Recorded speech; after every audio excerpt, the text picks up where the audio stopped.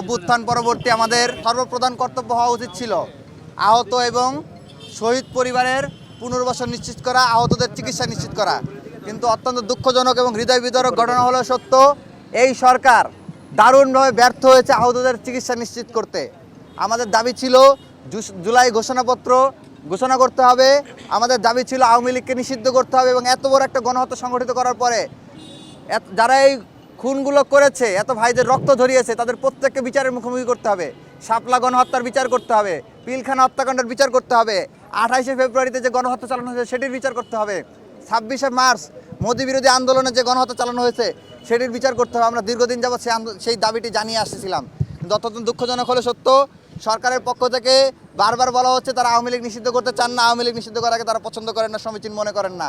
আমরা আজকে বিভিন্নভাবে আমরা ইতিপূর্বে আন্দোলন করে, মিছিল করে, সংবাদ সম্মেলন করে আমাদের দাবিগুলো জানিয়েছি যে আমরা আওয়ামী লীগ নিষিদ্ধ চাই এবং আমরা আহত এবং শহীদ পরিবারের পুনর্বাসন চাই, তাদের চিকিৎসা সেবা নিশ্চিত করুক রাষ্ট্র, এই দাবিটা আমরা জানিয়েছি। এবং অন্যান্য আওয়ামী লীগ গত 15-16 বছর যাবত যত অপকর্ম করেছে সবগুলো অপকর্মের যাতে বিচার করা হয় সেই দাবিগুলো আমরা বারবার জানিয়ে এসেছি, কিন্তু সরকারের পক্ষ থেকে কর্ণপাত করা হয় নাই। আমরা এটার সর্বশেষ ফর্মাল প্রক্রিয়া হিসেবে আমরা আজকে স্মারকলিপি নিয়ে আসছি। আমাদের স্মারকলিপির মাধ্যমে আমরা আমাদের দাবিগুলো আবারও রাষ্ট্রের কাছে ফর্মাল ওয়েতে পৌঁছে দিব আজকে, এবং পরবর্তীতে যদি আমাদের দাবি মেনে না হয় সেক্ষেত্রে আমরা খুব শীঘ্রই আমরা আন্দোলনে ঝাঁপিয়ে পড়ব। সর্বশেষ জুলাই আগস্টে গণহত্যাকারী সংগঠিত করে আওয়ামী লীগকে আমরা বাংলাদেশে আর এক মুহূর্তের জন্য কোনোভাবেই রাজনীতি করতে সুযোগ দিতে চাই না। আমরা পরিষ্কারভাবে জানিয়ে দিতে চাই, জুলাই আগস্টের আন্দোলন এখনও শেষ হয়ে যায়নি। জুলাই আগস্ট ঠিক ততদিন চলবে যতদিন পর্যন্ত শহীদের রক্তে মানানো এই বাংলাদেশে আমাদের যে আন্দোলনের লক্ষ্য এবং উদ্দেশ্য পূরণ না হবে ততদিন পর্যন্ত আমাদের আন্দোলন চলবে।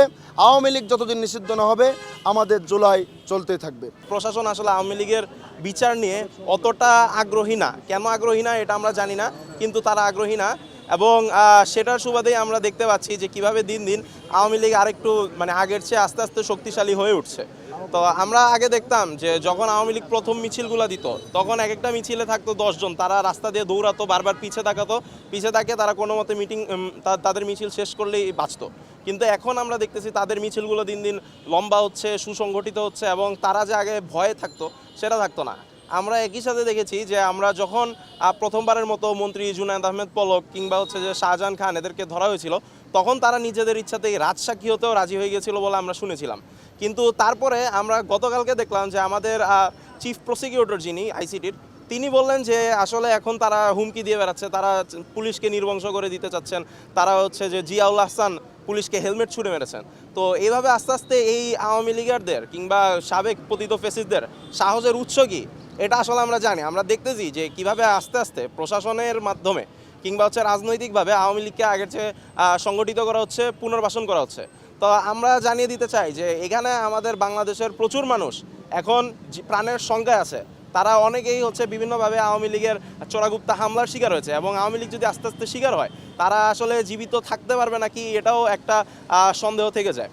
তো এই অবস্থায় আমরা মনে করি যে এভাবে আসলে অন্তর্বর্তীকালীন সরকারকে সময় দেওয়া উচিত না, কারণ তারা যেই জনগণের ম্যান্ডেট নিয়ে আসছিল সেই ম্যান্ডেটের মধ্যে আওয়ামী লীগের দ্রুততম সময়ের মধ্যে বিচার এবং তাদের রাজনীতি বন্ধ করার ব্যবস্থা করার কথা। কিন্তু এখন যেহেতু হচ্ছে না, আমরা আজকে একটা ফর্মাল প্রসিজিওরের মধ্যে দিয়ে যাচ্ছি, আমরা একটা স্মারকলিপি দিচ্ছি।